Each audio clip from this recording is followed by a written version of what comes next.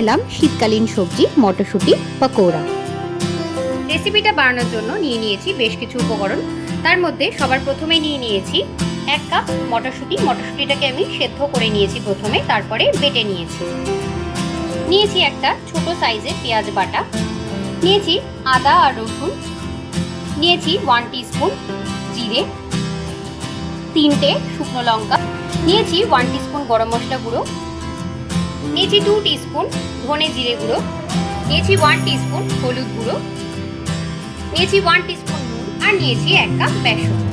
এই আদা রসুন জিরে আর শুকনো লঙ্কাকে আমি একসঙ্গে পেস্ট করে আবার প্রথমে কড়াইতে তেল দিয়ে দেবো 1 টেবিল স্পুন সমান। তেলটা গরম হয়ে গেছে, এখন এর মধ্যে দিয়ে দেবো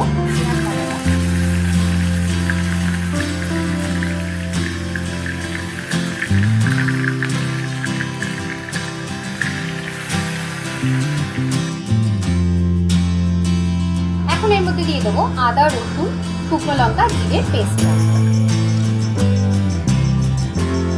পেঁয়াজ আদা রসুন সব ভাজা হয়ে গেছে, এখন এর মধ্যে দিয়ে দেবো ধনে আর জিরে গুঁড়োটা, আর দিয়ে দেবো গরম মশলার গুঁড়োটা। সেগুলোকেও একটু ফ্রাই করে নেব।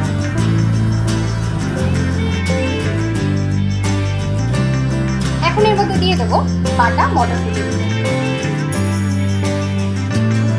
এবার এর মধ্যে দিয়ে দেবো হলুদ গুঁড়োটা, আর দিয়ে দেবো নুনটা। মিশিয়ে নেবো ভালো করে, আর সবটাকে ফ্রাই করবো জলটা শুকানো অবধি।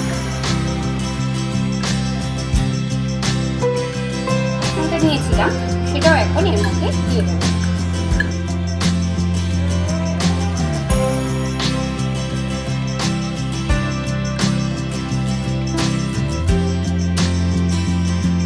পুরো ব্যাপারটাকে একটা থালায় নামিয়ে এখন একটা প্লেটে নিয়ে নিয়েছি 1 কাপ ব্রেড ক্রাম, আর আরেকটা প্লেটে নিয়ে নেব একটা ডিম।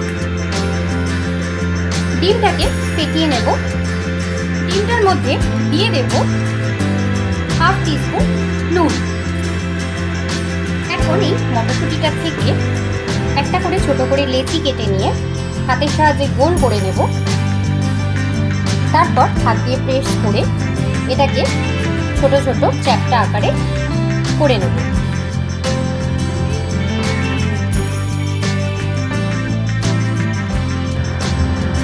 আমি এরকম গোল করে বানাচ্ছি, আপনি আপনার ইচ্ছে অনুযায়ী শেপ দিয়ে এটাকে বানিয়ে নিতে পারেন। বাকিগুলো বানিয়ে মটরশুটিগুলোকে যে টিকিয়া শেপ দিয়েছি, এই টিকিয়া শেপটাকে নিয়ে প্রথমে ডিমের গোলার মধ্যে চোপাবো, তারপর ব্রেড ক্রামের মধ্যে দেব, ভাজার জন্য রেডি করে রাখবো। কড়াইতে দিয়ে দিয়েছি 2 টেবিল স্পুন রিফাইন্ড অয়েল। তেলটা গরম হয়ে গেছে, এখন এর মধ্যে সব টিকিয়াগুলোকে দিয়ে এটা ফ্রাই করে নেব।